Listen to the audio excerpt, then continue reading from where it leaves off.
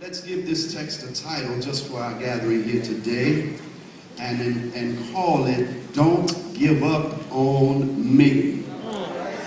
Don't give up on me. Listen to verse 19 and 20 again. For I know that this shall turn to my salvation through your prayer and the supply of the Spirit of Jesus Christ, according to my earnest expectation and my hope that in nothing I shall be ashamed, but that with all boldness as always, so now also Christ shall be magnified in my body, whether it be by life or by death. Don't give up on me.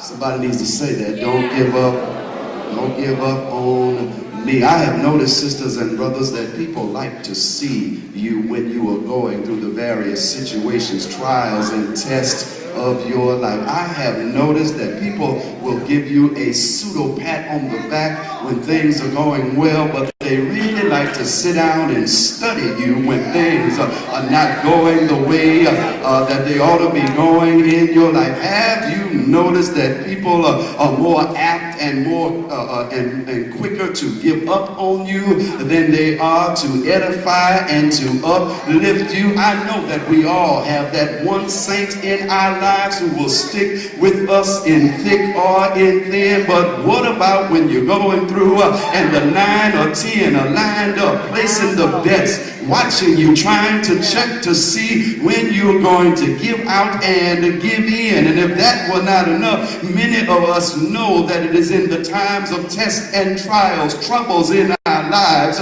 when we are apt to even give up on ourselves. I don't know, I suppose it is because we begin to believe, the thoughts of evil that come into our minds that tell us that this is the end. You may as well throw in the towel. There's no way you're going to get out of this one. I don't know. Perhaps it is because we forget that the same God that delivered us the last time is the same God that's sticking with us and going to deliver us this time. I don't know. Perhaps it is because, we try to work it out in our own strength and in our own intellect, and through our own friends, only to find out what we know, what we can do, and what others can do sometimes don't fit the situation or the circumstance. I don't know what it is, sisters and brothers, but others will give up on us and we will give up on ourselves. But I think my assignment today is to tell somebody, whatever you do, don't you give up now. Don't you throw in the towel now, because God has not given up on you. I know it looks like he's forgotten all about you. I know it looks like he's turned his back on you, like he's not speaking to you anymore. But I need to tell you today, and I hope that you believe this word, that God has not given up on you. Even in your darkest situation, the Lord is still right there, giving you just enough light to make another step. Even when you feel your loneliest, baby, I want you to know that he's right there, making sure the devil and those who work for him don't exact their plans on you. Even when it looks like, that you will never see the light of day again, I want you to know that there is truly joy coming in your morning. Whatever you do, don't give up. Somebody say, don't give up. Don't give up now. I know it looks bad when you look at our country's predicament and how it is. They're telling us that we're in a recession and how they're playing with our emotions. One day it looks like things are getting better, and the next day it seems like they're getting worse. They're becoming worse than they ever were before. I know it looks bad. They're trying to convince us that because Barack Obama is the president, there is no more racism in this country, except fools are getting on the television talking about repealing the 1964 civil rights bill. I know it looks bad right now, and as if that were not enough, some of us are dealing with our own personal issues. Some of us have some things in our lives that we don't even talk about, don't try not to think about, don't want anybody to notice. But I still came to tell you, whatever you do, don't give up now. God is still working it out for my good. You don't owe anybody an explanation for what the Lord has done in your life. Check him out now. And he says, so listen, I don't want you to feel sorry for me because I will not be ashamed. I like it, bro Hawkins. I will not be ashamed. No. Many of us, the first time we read that, we think he's talking about God will not let me down. No, that's not what he's saying at all. Paul is saying, I know my predicament, and I know some of you are ashamed of me. You think I have dishonored you because your leader is in jail, but Paul said, I ain't ashamed. In other words, listen, I will not be dishonored into silence, and you will not ignore me. Paul says, listen, I know I'm in chains. I know it looks bad. I don't know what tomorrow's going to bring, but I will not be ashamed. You will not silence me, and you will not ignore me, even if I got to write letters from a jail cell. Somebody's going to hear what God has done for me. Even if I got to preach to the people who's supposed to be guarding me and keep it out, somebody's going to hear what God has done for me. Even if I have to wait until people comes to visit me because I can't go out and visit them anymore, somebody's going to hear what God has done for me. Somebody say, I won't be ashamed. I will not be ashamed. You're not going to keep me quiet. I'm going to tell somebody about how good the Lord has been for me. Turn the microphone off if you want to. I'll go stand out on the street corner and tell somebody how good God has been to me. Keep me out of the choir. I'll sing in my neighborhood. Don't let me be an usher. I'll usher folk into the presence of the Lord. I'm going to tell somebody about how good he's been to me.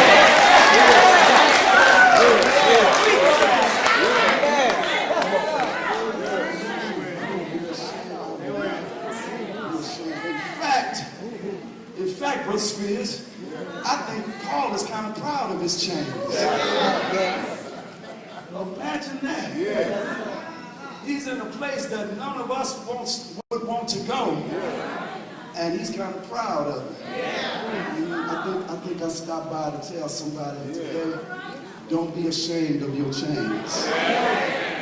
I know it sounds strange, but don't be ashamed of the things that the world uses to try to knock you down. Get this. It seems to me that the very thing that the devil or evil is trying to use to frustrate Paul is the very thing that God is using to fuel his faith. It seems to me, the very thing that they're trying to use to exacerbate Paul is the very thing that God is using to excite Paul. Seems to me that the very thing that you're trying to use to injure Paul is the very thing that God is using to ignite Paul. Can I tell you that the word is still true? What they meant for evil, God was still. Somebody's read that before. God will use it for your good. Listen, don't be ashamed of your chains, baby, because it is your chains that reminds you how good and how real God is. If you never had any chains in your life, you would never be able to shout for the freedom that God gives to you. Don't be ashamed of the chains in your life, because some brother or sister will come along and you will look and they will look, and you are sharing the same kinds of chains, and their chains may not be the same as the preacher's chains, and I can't reach them because I don't have the same kinds of chains, but because your chains match their chains, they know you know what they're going through, and they'll hear what you have to say. Don't be ashamed of your chains, because your chains let you know that you can stand in the presence of evil and stand flat-footed and declare, but God is still good, because if you had your way, you would have taken me out, and I'm still here. I might have some chains on, but I'm still speaking up, still praising his name, still trusting him, still walking with him. Don't be ashamed of your chains. Somebody say, don't give up on me. On me, Paul says, you know why? Because I know that all of this is going to lead to my deliverance. That's all I can tell you today, baby. I don't know what it is that's been keeping you up at night. I don't know what that thing is that you haven't told anybody else about, but I need to let you know that it's going to lead to your deliverance. Anybody believe in that today? Anybody believe in the Lord today? Now listen, here it is. You think it's the chains that's holding you bound. But it's not the chains, baby. It's what's happening in your mind. I don't really need deliverance from the chains, because I think we've already proven I can be who I'm going to be, say what I'm going to say, and do what I have to do even in my chains. My problem is I think that I can't walk away from the chains. And so when Paul says this will lead to my deliverance, it's going to deliver me from unbelief. It's going to deliver me from that hooked up thinking I've been doing. It's going to deliver me from my ignorance. It's going to deliver me from believing the devil. It's going to deliver me from believing those fools who don't have faith. Yet this will lead to my deliverance. May not ever get rid of these chains, but I will be free.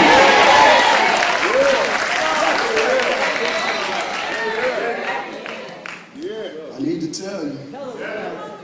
to tell you, there are some chains that will be with you the rest of your life.